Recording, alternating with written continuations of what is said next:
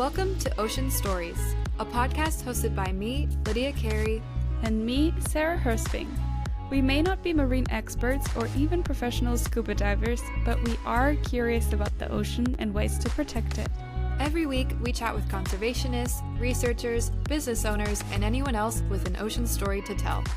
So whether you're a scientist or someone who's simply curious about the big blue, you're in the right spot. We can't save the seas alone, but we can do it together.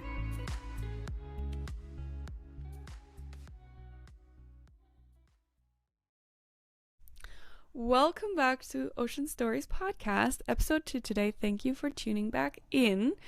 This episode is a little bit special and it is super time sensitive. I'm sure you've heard that the Olympics are being hosted by France in 2024, and the surf competition will actually be in Tahiti in Teahupo'o. I don't know if you've seen the viral video that's been going around explaining how building the infrastructure for the Olympics is actually threatening the reef in Tahiti and also just the surrounding nature. So yeah, today we are talking to someone special from there to learn a little bit more. We wanted to get this episode out as soon as we could because it's an issue that's a bit time sensitive and we wanted to raise awareness about it. So I actually brought my microphone and all my recording stuff with me to Costa Rica in case you noticed that I have a weird background that I cut out at times or any other weird technological hiccups. Basically, France is hosting the Olympic Games in 2024 and the surfing competition is set to take place at this wave Teahupo'o in Tahiti. But the development of the infrastructure for the surf competition is posed to cause damage to the reef and to the surrounding area. So in this episode, we're speaking with Tereva David. Tereva is a pro surfer from Tahiti who is watching all of this unfold. Surfing is a huge part of his and his family's life, with generations of surfers coming together to bring awareness to the risks posed by the plans for the Olympic Games. A major topic of conversation has been the oversized aluminum tower that the Olympic Committee plans to build right on top of the famous wave Teahupo'o and right on top of a coral reef that will inevitably cause harm to the wildlife living in the ocean in that area and will also probably cause harm to the local fishing community and the rest of the community as well. So today we're talking with Tereva to learn more about what people there are doing to fight back and more details about the situation. Hello, welcome to Ocean Stories. Thank you for coming on and being willing to be interviewed today. Yorana, everybody, thank you for the invite. I'm really happy. We want to know, where in the world are you right now? Right now, I'm in Tahiti, French Polynesia, and at my house, just living my life. And yeah, I love it. I love hearing the roosters. Yeah, it's pretty nice. There's a couple waves, nice weather, so cool. Can you actually see the waves from where you're sitting right now? Yeah, I live in the mountain, so we can see Morea, the sister island, and you can see the waves breaking along the reef. So waking up in the morning and checking the waves, yeah. Wow, what a setup. That's amazing. Could you do us and our listeners a favor and explain who are you, what you're doing there? It's where you're from, but give us a little background about you. Okay, so it's hard for me. I'm not really good at interview, but yeah, my name is Tereva That's David. all right. I'm from Tahiti, and I come from a big family of surfing, one of the biggest in the world, I think. All my cousins are surfing, yeah, and the year I was born, my uncle became world champion of surfing. So since we were really young, we always surfing with my cousin. I have 10 cousins, similar age, same age as me, almost. Yeah, I've been surfing my whole life, and surfing giving me so much, and it teach me a lot, teach me life and the respect of Mother Nature and everything. And now I can live with my surfing, my passion. I have I have a few sponsors who support me for my surfing, and I also coach. I'm also a surf coach, so I coach mostly the the upcoming generation of Tahiti. Every kid in the island, every kid in Polynesia are my student, even if they are in another surf school, because I don't have a surf school, I just coach, and even if they don't know yet. So yeah, I do that all my life, and I'm lucky to be able to live from that and to share my passion with everybody. That's incredible.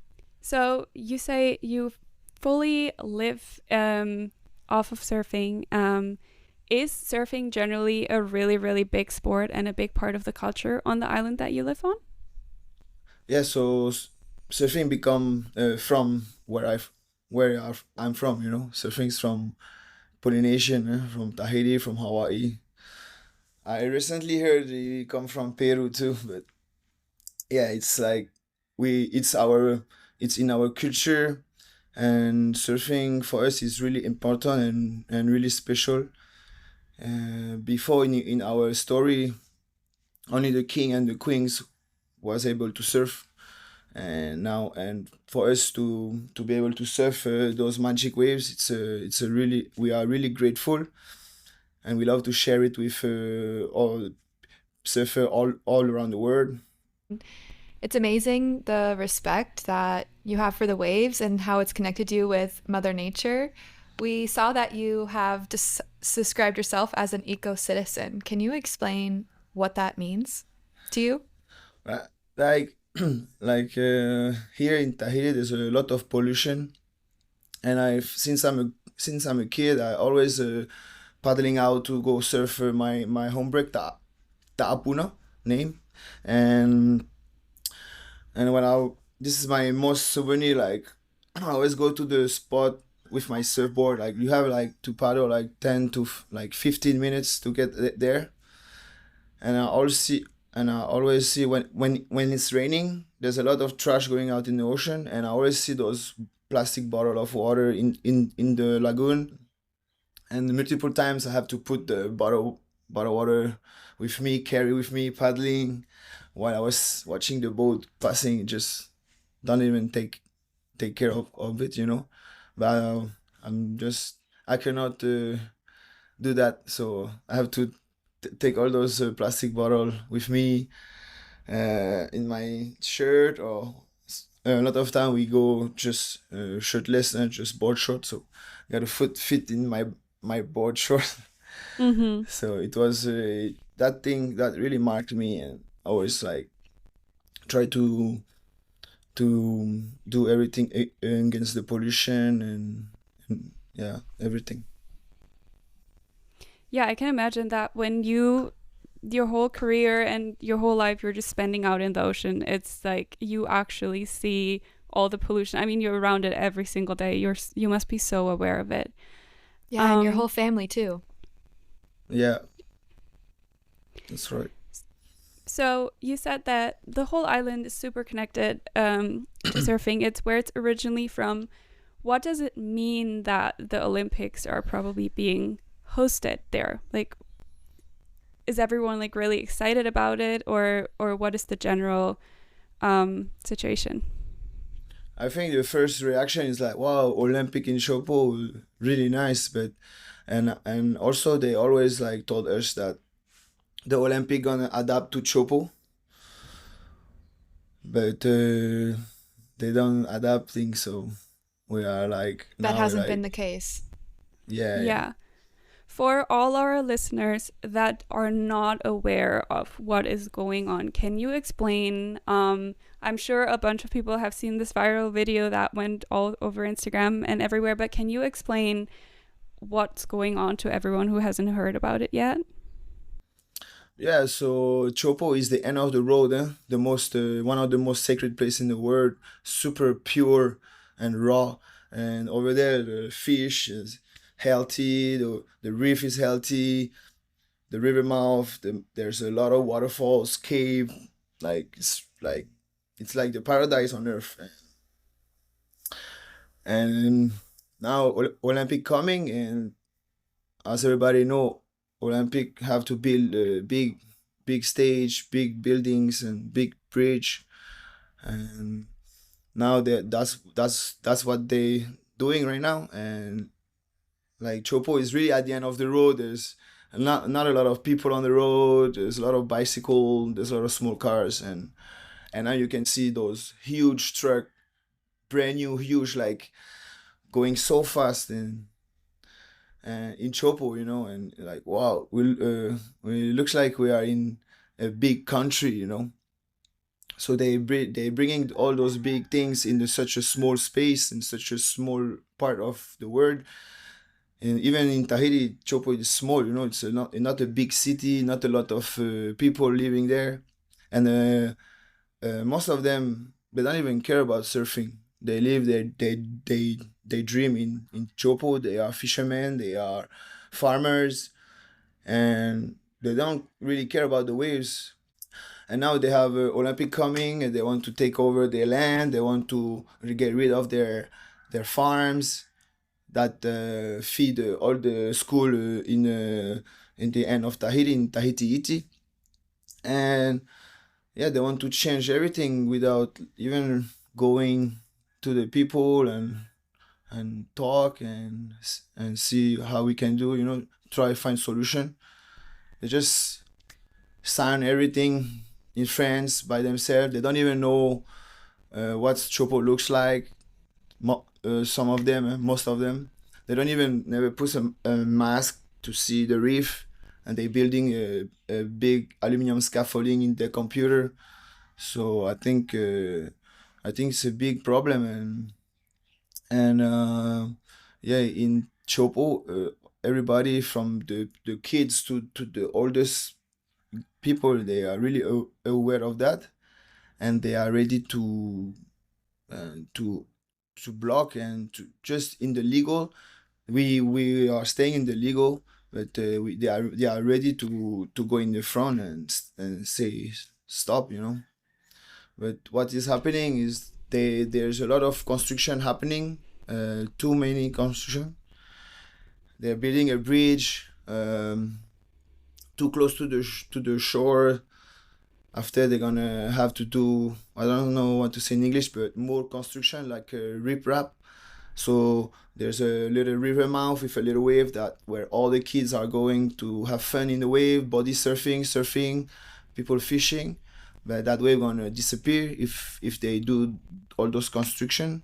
And yeah, a lot of trees went down, a lot of land. Now it's gonna be concrete, and now they want to attack the reef.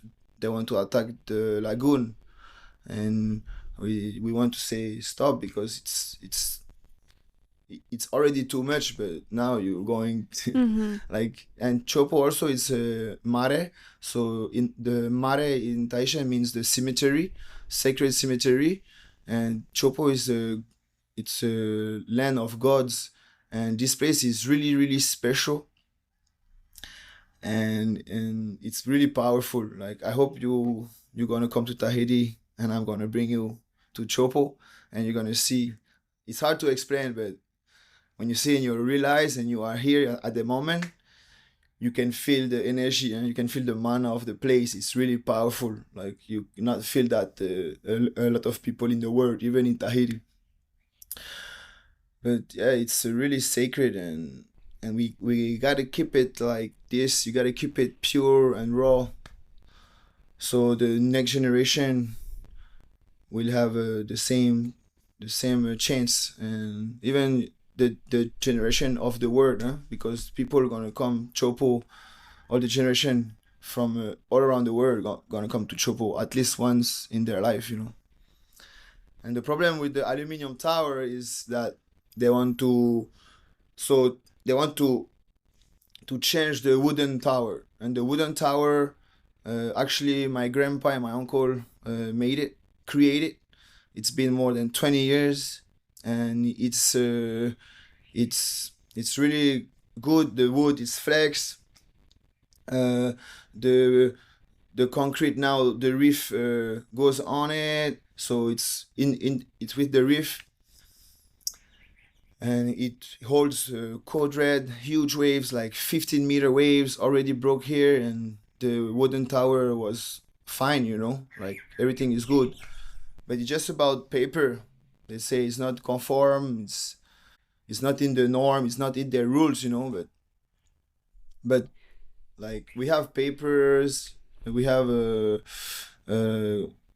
like confirmation that the tower is fine, it's working good, and how it's not just how the material of it is, how you create it, how the wave come, the level of the water, the ocean going up. And for the new tower they want to put, they don't know that, they never been here on a big swell or when the tide go up and stuff, so that's the problem. And they want to put a big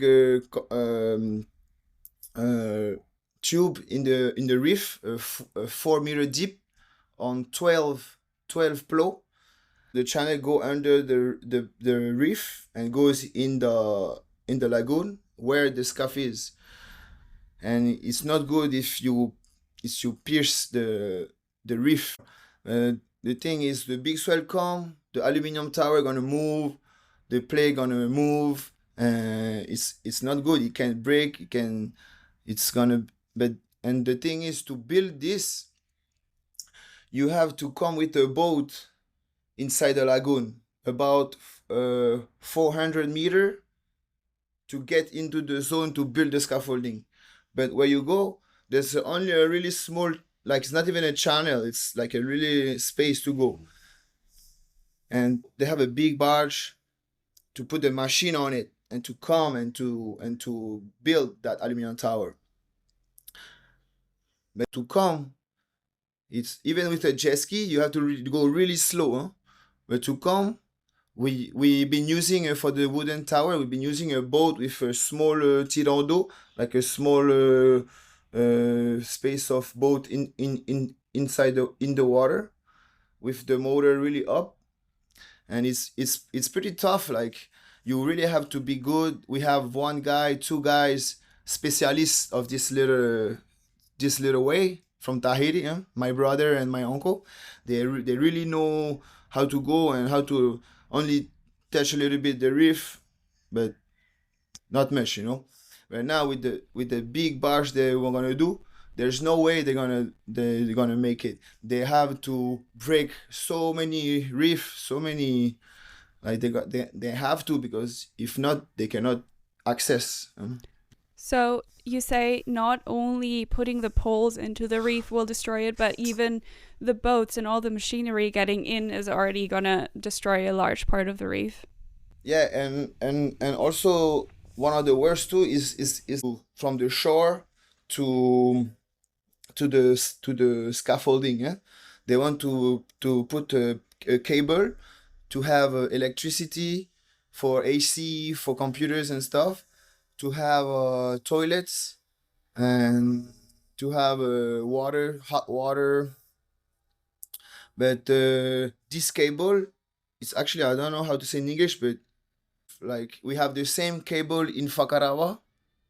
Fakarawa is in the Tuamotu Island, and one of our friend, his job is to look this cable every day, and he told us, so the trade wind come on the side, trade wind and trade swells on one side from the east. So the cable is like this, and on the right, from 2 kilometers, the reef is dead.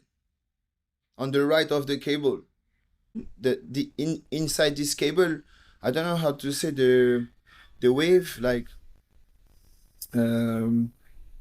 for internet, for Wi-Fi, Oh, The I don't know radiation? what I don't the know word the, is, No, but it's yeah, not the radiation. radiation. Yeah, I Okay. was looking for that word, the radiation. Okay. So the radiation go out, and they say, oh, we have a cover for the radiation.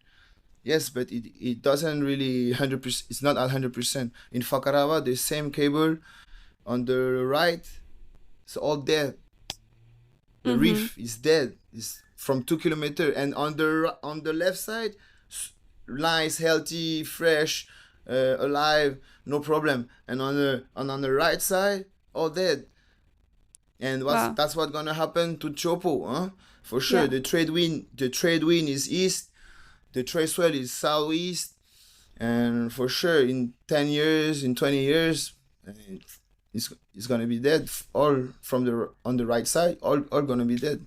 It sounds I like there's a think, huge environmental impact Yeah, of huge. everything they're doing, but it's also crazy the social impact on the community and how it feels like they're not doing due diligence of seeing how this is going to impact the cultural aspects of the kids playing and the surfing and how it's so tied to your daily And life and your people, society. and yeah, and as I said, in Chopo, it's more the city of fishermen. So everybody, most of them, they go fishing. Either on the boat, either spearfishing. Even on the bay in Chopo, there's a lot of fish, so it's gonna impact all of that. can you explain a little bit more, like all the, I mean, obviously no reef in this world, they're already like so fragile, we should protect them at any cost, but can you expand a little bit of like how that specific reef would impact, for example, the fishermen and your community? Like I heard that the, what is it called, ciguatera, the Yeah. disease is like very likely to spread, and also could it impact the wave, because you have a world famous wave there, but I imagine if the reef is really damaged, maybe that will also impact how the wave breaks. Could you Yes. tell us a bit more about that? Yeah. So there's already ciguatera everywhere in French Polynesia, and but we know which one. It's depend on the size and on the sort of fish. But most of them are good, really fresh. And yeah, when you do construction in the water, a lot of sickness come out for all everything. It's not only the fish. We have a lot of lobster, crabs, many animals in the water. Like a lot. Like it's a different word. Like you put your mask, you go in the water. You see so many fish, so many life. It's really crazy. It's more life underwater than actually on land. And yeah, for the wave, it's that, as I said, the connection from the channel to the scaffolding under the reef. We don't know what's in under. That's the thing. Nobody knows what's under the reef. How connect is that channel to the reef. But one thing is sure: if they put 4 meter holes 12 times on the reef in front of the wave, it's not gonna be good for the reef, for the wave, and especially that cable gonna get all the reef dead. And in years and years, the wave can be affected. That's for sure. But as again, we don't know. We cannot see in the future, but we share on some things for the ciguatera and the reef. Like it's really bad. And it's this place is so pure and beautiful. That's why Chopo is Chopo nowadays, and the human want to come and modify it when nature do the most beautiful job ever. Yeah. Yeah. Is ciguatera, what is that? It's a disease that the animals get, the plants get, caused by construction? Yeah, so a long time ago, it's a pretty sad story. French government came to French Polynesia, choose a atoll called Moruroa, and test 193 nuclear bomb that create more than the disease. The people affect to the human body, affect to the fish, affect to all a lot of things, and now maybe affect the whole French Polynesia. I mean, I don't know. I'm not a scientist, but what I'm sure is that 193 nuclear test bomb being exploded in our French Polynesia paradise long time ago. Yeah, it's a shame because of how beautiful you describe the area, that there's a history of them, of different people ignoring the people that live there and the impacts that these things will have on the environment. When there's no surf stand, what is that big famous wave like? Oh my God, Teahupo'o is for me is the best wave in the world. Is where you get the wave of your life. Like every single surfer in the world gonna tell you, even the best. And it's really intense. It's a huge wall of water. It's actually like there are so in Teahupo'o the mountain are so close to the ocean, a huge mountain like like pyramids. And when it's big, you are in the middle of two big mountains, the real one on land and the wave, huge mountain of water. It's pretty crazy. And when to be short, Chopo is the wave. You can take 20 waves at Chopo, and even your 20th barrel feels like the first barrel you ever had in your whole life. That's the feeling in Chopo. Like That's there's a lot amazing. of wave. Yeah, there's a lot of wave even in Tahiti. Like my home break, Tapuna, it's nice, eh? But after you are kind of tired to do barrels. You want to do turns, you want to do airs, you know. But Chopo never ever be tired to do barrels. It's a special feeling, and that only a surfer can know. But it make me feel alive and get your the worst moment but you get experience from that, and you get the best moment after it, and to be from the worst to the best, something you cannot explain. It's inside the feeling, eh?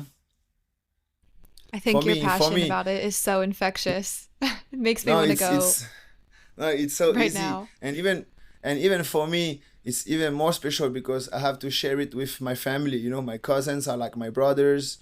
I have my cousin, I have an older brother. I have my uncle's the best water patrol in the world, who saved our life many times. And yeah, it's pretty really really special. Even with all the friends, we are all like family. The surfer friends in Tahiti, and even the surfer friend from around the world. So it's really special when you share those moments with people you love and people you want to be with, and you trust, and yeah. It's crazy how you describe that. Well, it has a huge impact on nature. It's like a spiritual place. It's one of the best waves. Like it just seems so logical that we would have to protect this place at all costs. And generally, I feel like, I mean, humankind has made this mistake so many times that we just put a large infrastructures in like one of the last places in the world that are actually wild and nature, and how we should preserve it, especially in 2023. I mean, we know that there's not many places left. So it is it's just so sad. It seems like the surfing competition could happen without building a new tower. Forgive me if I'm wrong on that. Just seems like it's not necessary, and that outside rules and outside ideas of what this tower should be are being brought in that are actually going to mess everything up. Why do you think they're so serious about building this new tower, or I building mean, all of this stuff that yeah, they're doing to the community? I think it's been there been a lot of contests in Chopo, huh? And since I'm a kid, there's always been a Chopo contest. And I think Olympic, they just want to make it way bigger. Like it's the Olympic, not gonna make 2 times bigger. We're gonna make 10 times bigger. Just to For me, just that. And it's about politics, money, all the same, but just to Olympic to be bigger. That's it. And right now, it's sad because maybe with Olympic we can lose everything now, because if they do this aluminum we're never gonna let them do it. But if they do this aluminum tower, and we will not be able to use any other tower anymore, and people, private or public company, come to want to organizing a contest, never they're gonna have the money to pay the this actually aluminum, because you have to take it down, build back up. Never people gonna have the money Oh, to build back up this tower. It's gonna cost so too much money. so just to understand, they would remove the wooden tower that is currently there, but the tower, the new one that they want to build, is only going to be temporary, and then it will be taken down. So it So won't just stay there. yeah, even the wooden tower, it's temporary. Huh? The wooden tower, Okay. you build it 10 days. I did it a couple times. Never again. It's hard work. Hard But work, yeah. yeah, it's you build it 10 days. You keep it for the contest, and after the contest, build it down 10 days. Yeah, with 10 people. Wow. Okay. And you had like really big contests, like the World Surf League hosted a contest there, correct? So Yeah. you really Yes. had like huge contests with big media coverage and all that Every kind of year. stuff before. Yeah, every year, Tahitian are able to work, are able to compete. We have the Chopo trials, and we are able to win a wild card to compete against the best in the world. Every kids come after school, or it's sometimes it's during holidays. So every kids come, every Tahitian kids they dream of this, and it's really benefic, I think, for the future of surfing. You know. One thing I'm curious about, because it seems like there is so much happening for these Olympics. How many days would the contest actually be? And like, would people fly in? Would there be like, what would the contest itself look like? Would there be a lot of people viewing the contest live? Yeah, so the contest is for 4 days, 4 days of competition, and they wanted to put all the athletes, all the nation in the same way of stay. You know, they decided to get a big boat and put everybody inside. But I know more than a couple nation, they already signed a discharge to be on land because they prefer to be on land. I don't know what's happening right now, but we hear a lot of things, but it's changing every day. Now we heard that they want the wooden tower back after saying that we're never gonna ever gonna see the wooden tower again in ever, and now they saying, oh, we're gonna put the wooden tower back. So we don't understand anything. So Oh, so you say it just changes a lot all the time. Like, what's actually going to yes, happen? we have meetings almost every night. Wow. So it's really developing situation. Yes, and what we need is to everybody to keep the fight going, because it's not just one day you sign, you share. It's okay. We need it every day, and it's working. It's working. So we just keep continue to share every day. Have they started any of the buildings yet? Any of the construction yet? You said there's already like huge trucks coming in.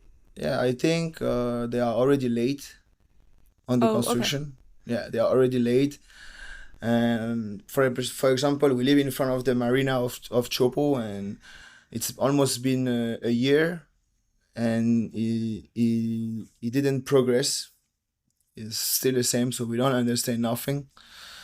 And I think they forgot that Chopo is in the ocean, you know? It's the ocean rules, you know? I think they forgot that because every time they do something in the ocean, they are building a new marina, and there's a little swell of 2 meter wave, then their construction are gone. They have to redo it. I think they don't analyze that, okay, we are in the ocean. Tahiti is a small island surrounded by a lot of water, you know? And the building is already on. The bridge is getting constructed. The farm already, now it's all rocks. A lot of construction. They're doing a Olympic village in one of the beautiful place too, like 15 minutes before you arrive to Chopo, called Punui. A beautiful place. They're doing like this place used to be protected because it was pure by an association, and now Olympic come make it a huge Olympic village, buy the land next to it at the cheapest price, and take over, you know. Yeah, they're really coming in without an understanding of the geography of the location, and it's crazy that they don't ask the generations of surfers and of fishermen that totally Yeah. understand the wave patterns, totally understand the geography of everything, and reach a solution that works for all parties. It's wild that they have just completely disregarded Yeah, then that for side of now, things. yeah, us we are kind of like surprised because they always told us, we're gonna adapt to Teahupo'o. Huh? We're not the adapt. We're gonna adapt Olympic to Teahupo'o. Huh? Don't worry, don't, because we already like thinking like, hey, you really what? And no, don't worry. We promise we're gonna adapt to Chopo. We're gonna adapt to Chopo, and they seen everything, all the construction, everything without even asking one person from Chopo. You know. Would there be a way to host the Olympics and don't destroy anything? Like, could you actually facilitate it in a way that would just like leave the island as beautiful and naturist as it is right now? I imagine, yeah, back to France, Hossegor, La Gravier, it's on, you know. But the problem is already signed, Chopo already signed, and now we cannot go back. Now we can only minimize the the destruction, you know. So, for our listeners, what are things that everyone can do to actually help you and just help the community? Like, what are the best ways to support?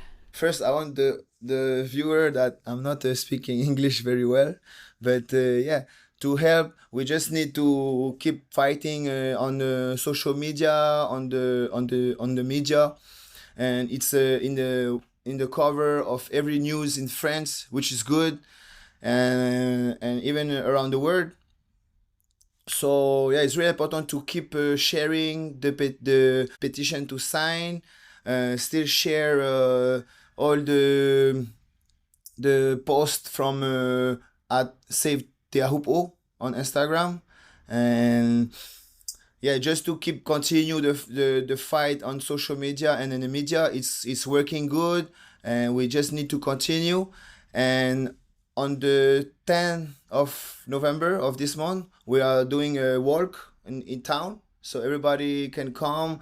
Some sister islands and Chopo, everybody gonna go to town in Tahiti, Papeete, and we're gonna walk just to to uh, to show that we are together, come together, and to find solution together, and to be listening, to be listening, yeah, from the Paris 2024. So Well, thank you so much.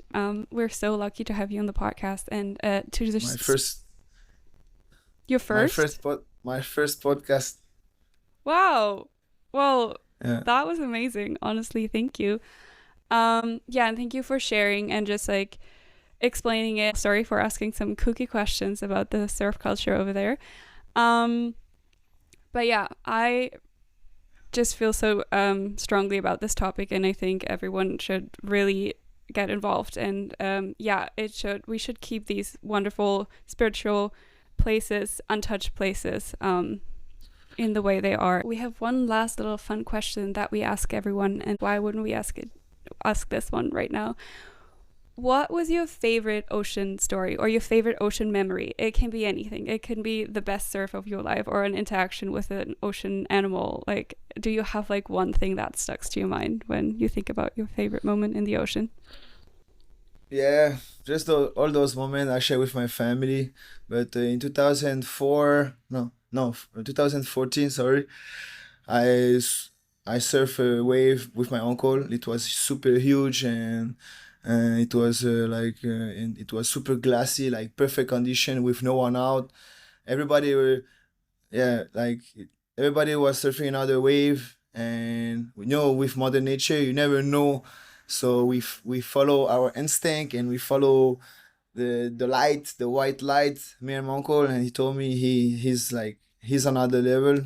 He's like, oh, we should go there, come. And we went to that spot, and it was just us with my family, my uncle driving the boat, my cousin filming, my uncle throwing in me into some huge bombs, and we spent all day.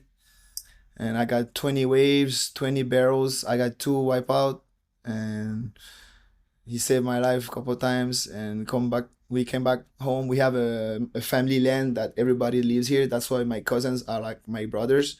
And we arrive at home, and we grab a Hinano beer, and when I sip it, it was I realized how happy, how grateful, and how lucky I was, and I am, and it was the best moment of my life for now, for sure. Wow, that sounds wonderful. That's so beautiful. Thank you again. It was so wonderful to talk to you, and thank you for spreading the message. And we will share everything on our socials. And thank you again for sharing this and coming on. Maruru, thank you so much. Thanks to you.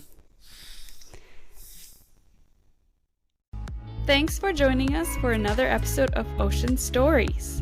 If you'd like to follow along on Instagram, you can find us at oceanstories_podcast for updates and behind the scenes. We'll also be sharing our ocean adventures on YouTube at Ocean Stories Podcast.